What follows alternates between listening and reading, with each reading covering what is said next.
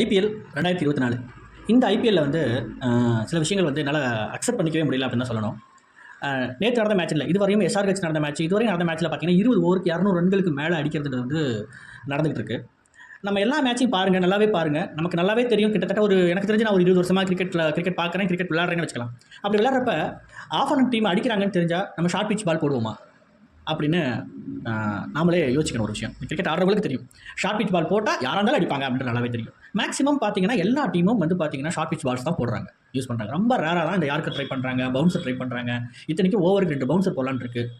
So என்னதான் batsman வந்து மிகப்பெரிய கொம்பனாக இருந்தாலுமே கண்டிப்பாக இப்படிலாம் எல்லா பாலும்லாம் அடிச்சு எல்லாம் பண்ண முடியாது. நேற்றுலாம் பார்த்தீங்கன்னா 261 ரன் வந்து டார்கெட் ஃபிக்ஸ் பண்ணுறாங்க கேகேஆர், 262 ரன் வந்து பஞ்சாப் டீம் அடிச்சு ஜெயிக்கிறாங்க.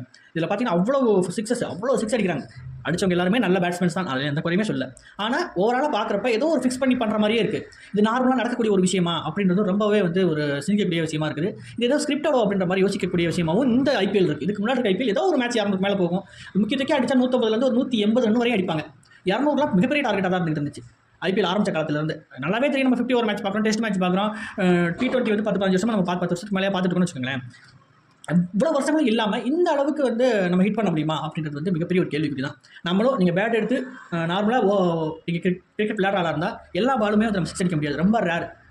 எல்லாருமே எல்லா பேட்ச்லையும் சைன் பண்ண முடியாது. 10 மேட்ச் விளையாட்டா ஒரு மேட்ச் நம்ம விளையாடுவோம், மித்த மேட்ச் எல்லாமே வந்து மேக்ஸிமம் ஒரு 10 ரன் 15 ரன் அடிப்போம், டக் அவுட் அந்த மாதிரிலாம் இருக்கும். இப்போலாம் வந்து பார்த்தீங்கன்னா இதெல்லாம் ரொம்ப கேஷுவலாக வந்து இவ்வளோ ரன்ஸ் அடிக்க முடியும் அப்படின்றது வந்து ஏதோ ஒரு ஃபிக்ஸ் பண்ணியிருக்கிற மாதிரி எனக்கு தோணுது.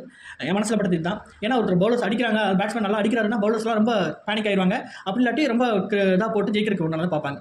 ஆனால் இந்த ஐபிஎல்ல மட்டும் வந்து இவ்வளோ 4 விட 6 அதிகமாக இருக்குது அப்படின்ற ரேஞ்சில் இருக்குது. வந்து பிச்சை தயார் பண்ணுறாங்க. என்னன்னா பிச்சை தயார் பண்ணாலும் பவுலர்ஸோட லூஸ் பால் இல்லாமல் அடிக்கவே முடியாது அப்படின்றதான் என்னோட தாட், என்னோட திங்கிங்காக இருக்குது. உங்கள் மனசில் என்ன படுதுன்னு சொல்லுங்கள். தேங்க்யூ.